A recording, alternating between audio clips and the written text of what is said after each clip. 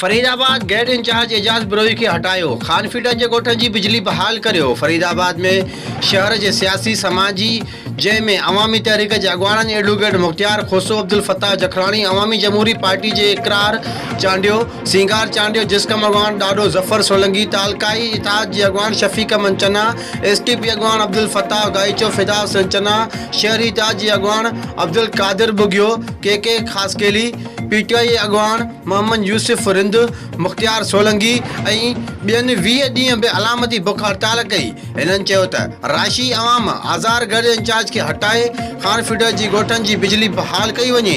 हिननि चयो त सिपको अमलदार रिश्वत जी बाज़ार गरम करे छॾी आहे। हिननि चयो त वापडा अमलदारनि जे घरनि में मीटर न आहिनि पर घरनि में एसियूं हलाए रहिया आहिनि। केर बि चेक करण ऐं पुछा करण वारो नाहे। हीउ अवामी एहतजाज नज़र नथो अचे। असां सिंध जे वॾे वज़ीर मुराद अली शाह सेपको सखर जे चीफ खे अपील कई त अवाम आज़ार गढ़ अमले खे हटाए बिजली बहाल कई वञे। ॿी सूरत में ईंदड़ आचर ते फरीदाबाद शहर में शटर बंद हड़ताल करे सिटी गेट वटि धरणो